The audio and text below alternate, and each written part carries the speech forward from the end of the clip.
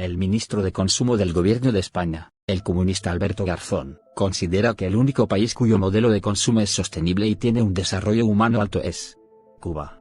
Lo escribió en un tuit de 2012 recientemente borrado, supongo que en aras de la transparencia y la fiscalización política, donde a su vez se nos remitía a un texto del marxólogo Carlos Fernández Viria en el que se loaban las virtudes de la sostenibilidad económica de la Castro-cárcel cubana y en el que se contenían aseveraciones tan deplorables e insultantes como que los balseros que han huido de la miseria y de la represión de la isla hacia Estados Unidos son irresponsables, criminales y suicidas por intentar mejorar sus estándares de vida personales y familiares. El quid de la cuestión, más allá del incienso con el que Garzón suele rociar a toda la recua de criminales filomarxistas que el mundo haya conocido, como Castro, Lenin o el Che Guevara, es que el próximo ministro de Consumo de España estaba poniendo como paradigma de consumo sostenible a Cuba. ¿Y cuál es ese nivel del ejemplar consumo sostenible en opinión de Garzón? De acuerdo con las estadísticas oficiales de la isla, el salario medio en Cuba en el año 2016 era de 740 pesos cubanos. Al cambio, unos 28 pesos convertibles, 26,5 pesos cubanos 1 peso convertible, o $28 antes de retenciones fiscales, 1 peso convertible $1. En 2012, cuando Garzón publicó su tuit, ese salario medio, que no mínimo, era todavía menor, de 466 pesos convertibles o $17,5 mensuales. Sí, han leído bien, el trabajador cubano medio malvive hoy con un salario de $28 mensuales, una cifra que muchos, incluido el propio Garzón cuando no se rompe las manos aplaudiendo a la dictadura cubana, reputarían inaceptablemente baja en términos diarios, no digamos ya mensuales, para España. Por supuesto, uno podría pensar que un salario medio de $28 en Cuba cundirá mucho más que uno de 25 euros en España. Pero no. Dado que Cuba no produce prácticamente nada salvo turismo, todas las mercancías esenciales deben ser importadas y, en consecuencia, se importan a los altos precios de los países que las fabrican.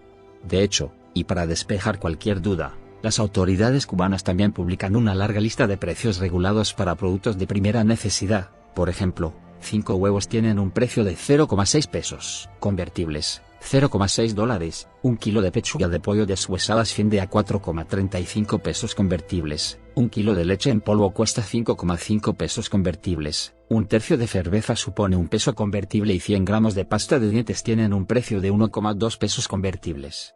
O expresado con otras palabras, el sueldo mensual del cubano medio se extingue en una cesta compuesta por 3 kilos de pechuga de pollo, 2 kilos de leche en polvo, 2 docenas de huevos y un tubo de pasta de dientes. Su sueldo no da para más en todo un mes. Y ya si ese cubano medio quisiera optar por un bien de mucho más lujo como un televisor de tubo de rayos catódicos de 21 pulgadas, nótese el sarcasmo, necesitaría el sueldo íntegro de 10 meses, dado que el salario medio en España es de 1.950 euros al mes, sería equivalente a que un televisor de segunda nos costara casi 20.000 euros. Probablemente, muchos lectores estén preguntando cómo es posible sobrevivir en tan paupérrimas condiciones. Y, desde luego, la clave está en que aquellos cubanos que no han podido exiliarse de ese infierno sobreviven malviviendo. Existen, empero, dos complementos a ese exiguo salario medio que palian en cierto grado la extrema carestía en las condiciones de vida de los cubanos.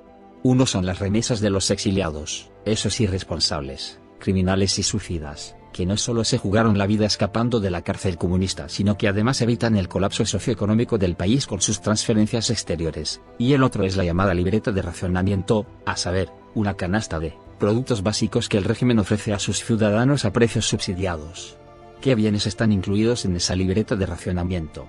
En el año 2014, alrededor de la fecha en que Garzón publicó su tuit, con 20 pesos convertibles podían adquirirse, merced al subsidio de la tarjeta, los siguientes alimentos: 3 kilogramos de arroz, 230 gramos de frijoles, 2 kilos de azúcar, 230 gramos de café, medio litro de aceite, 5 huevos, 454 gramos de pollo, 340 gramos de pescado, 226 gramos de embutido, 230 gramos de carne de soja molida, una caja de cerillas, 1 kilo de sal, cada 6 meses, y 80 gramos de pan diarios. Es decir, miseria racionada y administrada políticamente. Ese es el modelo de consumo sostenible que tanto gustaba a nuestro futuro ministro de Consumo. ¿Acaso se nos intenta justificar la extrema miseria del socialismo cubano responsabilizando al embargo, que no bloqueo, estadounidense? Pero este sería un debate aparte. Repito, lo relevante Y preocupante, es que Garzón estaba aplaudiendo los misérrimos niveles de consumo de Cuba, sea cual sea su origen, en aras de una, malentendida, sostenibilidad medioambiental. El próximo ministro de Sánchez ve en la pobreza forzada, administrada y racionada políticamente desde el Estado, un modelo de consumo que exportará al resto de la humanidad. No se trata, claro, de que el líder comunista vaya a poder transponer en España el sistema cubano ni el gobierno en su conjunto, ni mucho menos un capítulo disminuido Ministerio de Consumo tendrían competencias para ello, sino de que semejantes anteojeras ideológicas. Necesitamos empobrecernos colectivamente y que el Estado sea el encargado de distribuir igualitariamente entre la población la escasez resultante. Serán las que presidirán las medidas que pueda adoptar desde esa rama de la administración pública. No más productividad como camino a la sostenibilidad medioambiental, minimizar inputs incrementando los outputs, sino más pauperismo gestionado por políticos bajo el pretexto de la sostenibilidad. El progreso,